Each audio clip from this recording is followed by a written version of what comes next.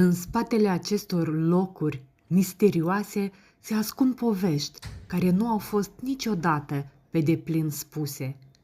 Se zice că el nu a trăit doar printre cuvinte, ci și printre emoții intense, dintre care una ar fi fost o iubire nerostită. Sunt solo la drum și am ajuns acum în orășelul Certaldo, care se află chiar în inima Toscanei. Aici a locuit și a activat Giovanni Boccaccio. Tot aici el a scris celebrul Decameron. Aici s-a născut Giovanni Boccaccio.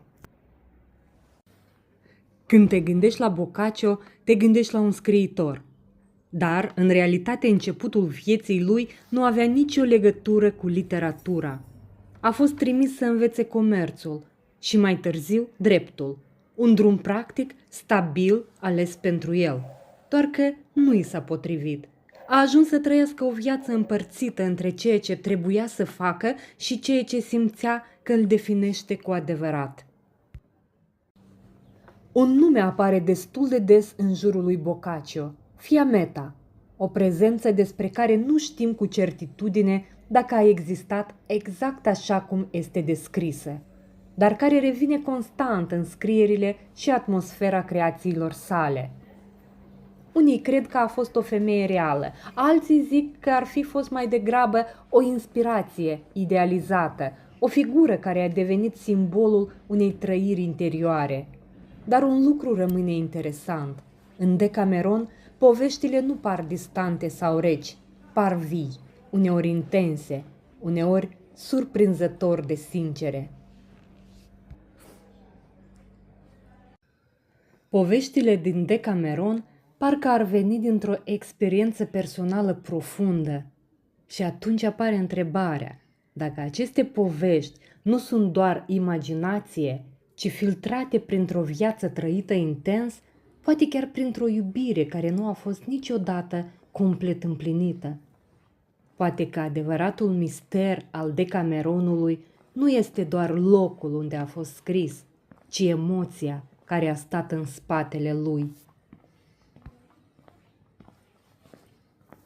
În etapa de maturitate a vieții lui, Giovanni Boccaccio se apropie tot mai mult de opera lui Dante Alighieri, nu doar ca cititor, ci ca om care încearcă să înțeleagă o viziune mai profundă asupra lumii. Dante devine pentru el un reper, un punct de echilibru între literatură, moralitate și sens. Boccaccio nu se limitează doar în a-l admira pe Dante Alighieri, ci contribuie activ la transmiterea operei lui mai departe. Într-o perioadă în care multe texte riscau să fie uitate, el ajută la păstrarea uneia dintre cele mai importante moșteniri literare ale Europei. Dacă în tinerețe Boccaccio a trăit intens lumea, în maturitate a început să o înțeleagă, iar prin Dante a găsit un limbaj pentru acest sens. În timp, tonul vieții lui se schimbă, se retrage din efervescența tinereții și începe să acorde mai multă atenție reflecției, credinței și echilibrului interior. Este acel moment din viață în care nu mai caută doar experiențe, ci încearcă să le înțeleagă. Și poate de aceea, în anii de maturitate, se simte o apropiere mai mare de credință, o întoarcere către întrebări esențiale despre viață, sens și finalitate.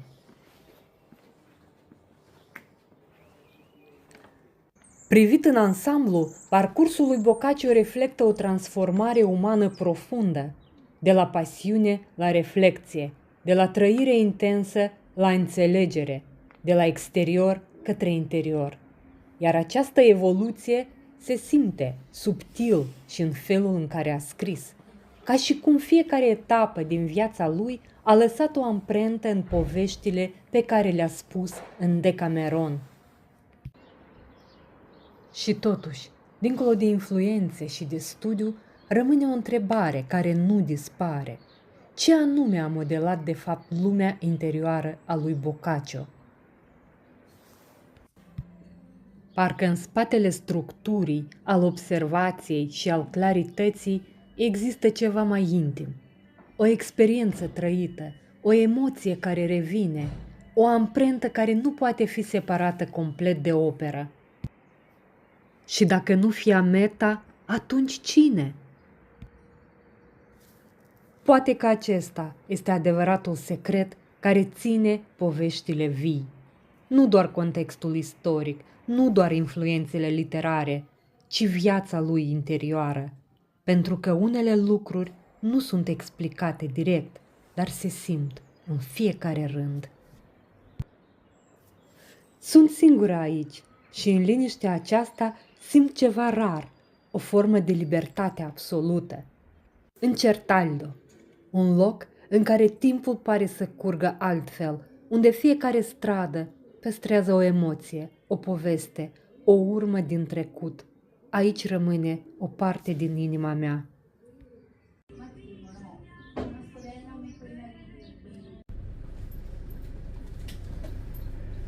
Și dacă Florența este tulburător de frumoasă și bogată, Certaldo este profund, discret, autentic și într-un mod greu de explicat, irezistibil.